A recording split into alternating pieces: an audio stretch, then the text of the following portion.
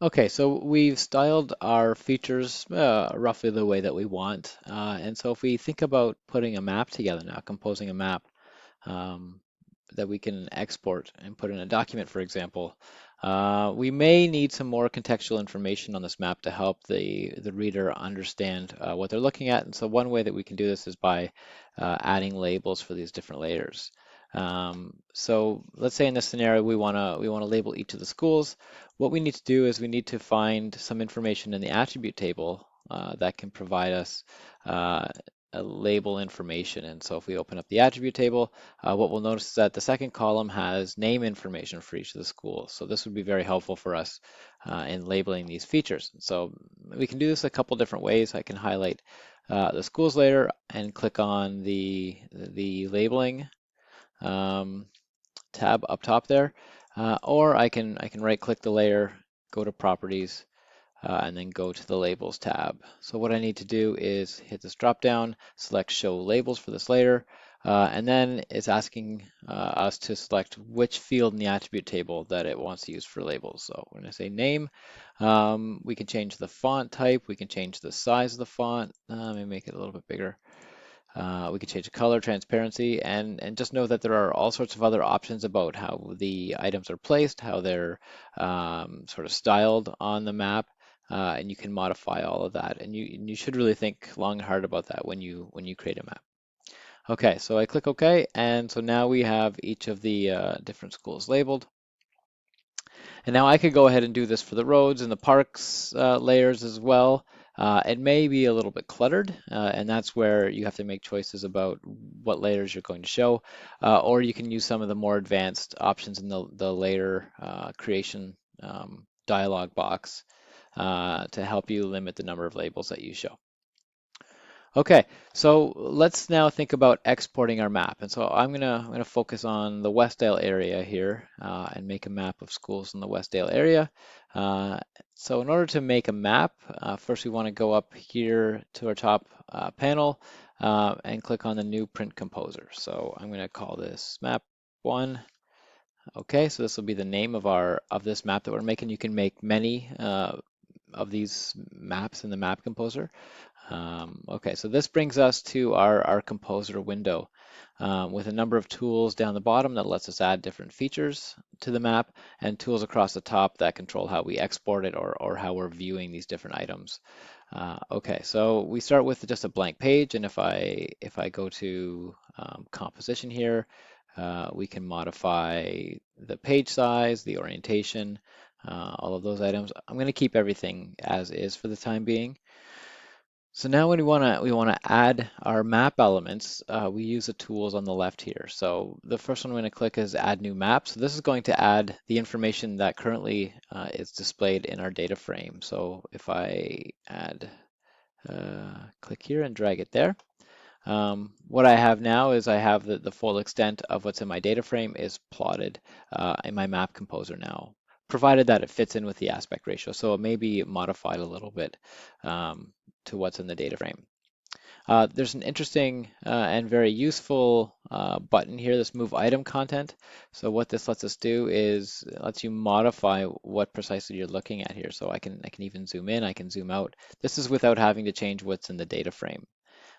So it's a very helpful tool that you can use.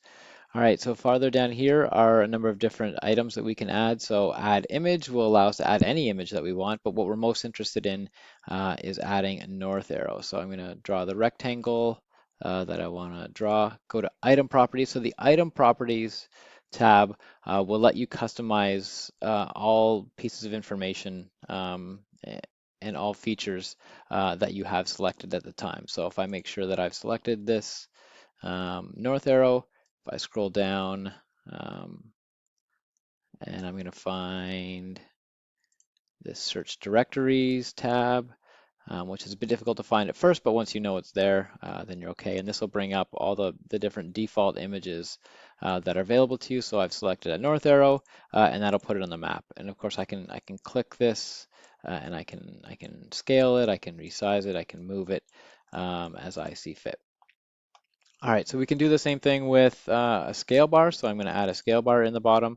And then once I've click this button and then click where I want it to go, it's going to appear in here, and I can change the way that this is styled. If I want more or less bars, if I want more space in between each of the bars, I can customize all of that in the Items Property tab with the scale bar selected.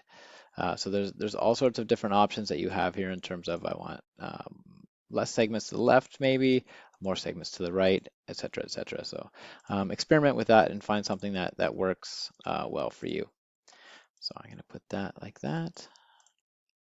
All right, a legend is an important map element, so I click the legend button and drop it in where I feel that it'll work well.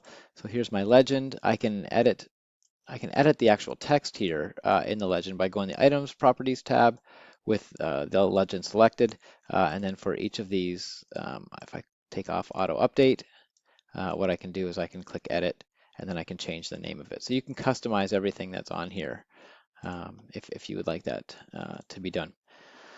With our map itself, it doesn't have a neat line. Maybe we'll add a neat line. So if I have the Select Item button selected and I click on the data frame itself, I can go down to some of the options down here. I'll click Frame, so I'll turn the frame on. So now we have a neat line or a data frame as well.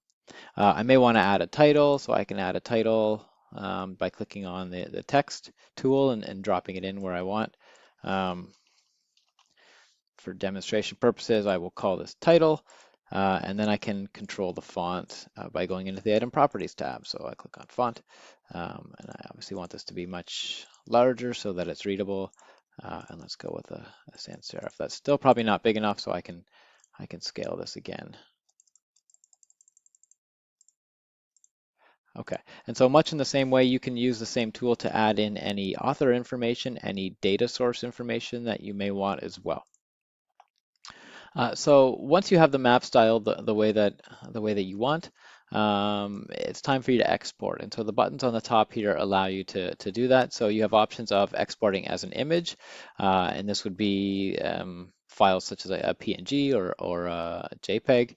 Export as a SVG, which stands for Scalable Vector Graphics, which is a vector format, and you can export as a PDF. So in this case, let's export as a PNG. So I'll click on the button. It's going to ask us where we want it, and I'll just call this my map.